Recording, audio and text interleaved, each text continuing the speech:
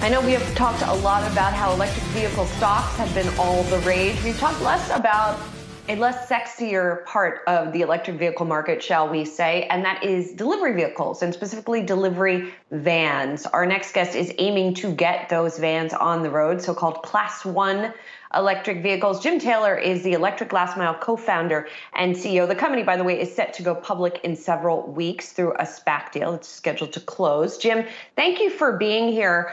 First of all, I'm just going to dive right into it here. You guys have about 45,000 pre-orders. And as we know from some of the other companies developing these types of vehicles, it can get a little tricky. What does pre-orders mean in this case? Yeah, I think it's best to translate that into several plain English words: hand raisers, reservations, standing in line, certainly non-binding. But in this business, to gauge demand and to take a pulse, early on, is the way that this industry typically measures that.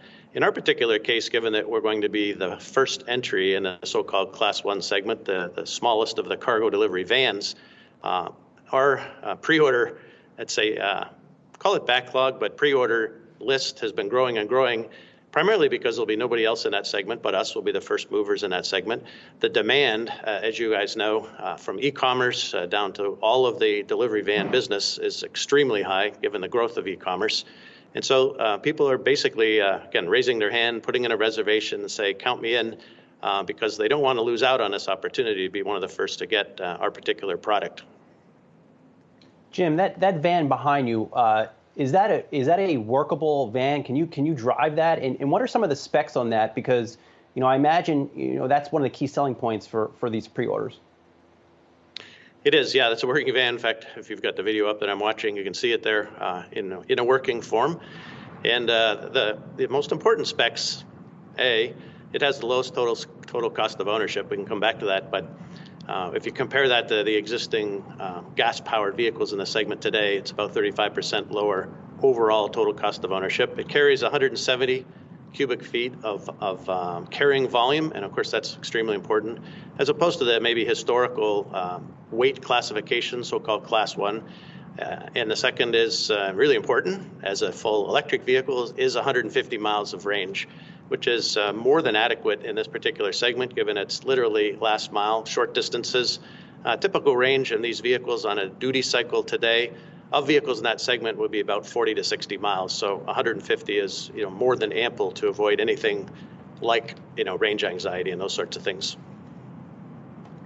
And Jim, right now the electric vehicle space has really been focused on consumers, and we've seen a lot of companies, say they want to focus on commercial clients, commercial customers. We haven't seen too many of those products come to market yet. As you look at what your potential customers would need from their vehicle, what are some differences as you approach development of, not just the first one, but future versions of this van? What are some things that your commercial clients are going to need that a consumer, for instance, might not particularly be interested in with their electric vehicle? Well, I think I'll pick back up on what I just mentioned. Consumers, of course, are very concerned about range. They're not really sure where they're going to go every day. And so there's a feeling of somewhere north of 300-mile range is adequate for the consumers. As I mentioned, in this particular case, when vehicles, especially commercial vehicles that are on planned routes, leave in the morning, they know exactly how far they're going. The companies that manage all these fleets, of course, have it predetermined, right down to how many terms per route that they're going to take. It's a very heavy focus on efficiency. And given that these are business, support tools, it's business-to-business transaction, the number one issue is reliability and cost. And so they're going to look at this as an investment, and uptime, of course, is super critical, that these vehicles are doing business, not in the shop, obviously. And then second, cost. And they're going to measure that across the lifetime of the vehicle, not just the daily operating cost, but the overall lifetime until it's replaced. And so we have in place a very extensive execution system. From my background and the team that I've assembled, it's all focused on people who have been through many, many launches and are looking at the details and all of the important building blocks of ensuring that we have a good execution process in place from an engineering standpoint, the plant, of course, quality, but lastly, reliability and uptime to ensure that we meet those customers' goals. The second thing that is a requirement is data. These, again, are managed, these vehicles, as fleets, and looking at the overall efficiency on a day-to-day basis of how they can be improved. watching the vehicle itself if there's any issues with it. And so again, we have an extensive data system in place to be able to give to the fleets and the fleet management companies that operate this. The third aspect of delivering what the customers want is so-called upfitting or customization. Each one of these vans, of course, starts as a pretty plain white van, but ultimately is customized to ensure that it meets exactly the use case that each of these customers are going to put these vehicles into place. Jim, I noticed you had UPS's longtime CFO, Richard Peretz, on the board. I've talked to him a good amount of time through the years. Do you have orders from a UPS? And if not, would a UPS or a FedEx, would they be giving you orders? Do you want to work with them? Yes, definitely.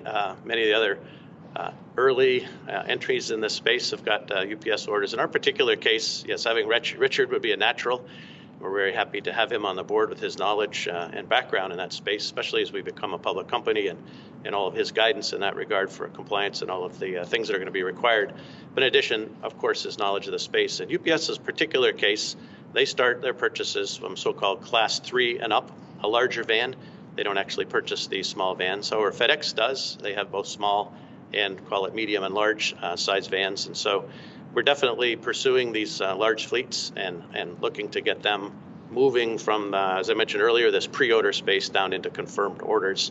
And to do that, basically it's a technical exchange. We have to first get their requirements, and then we have to go back to them with a proposal and then and finally a test drive to say, we meet your specifications. They physically demonstrate that, and then they'll be changed to confirmed orders.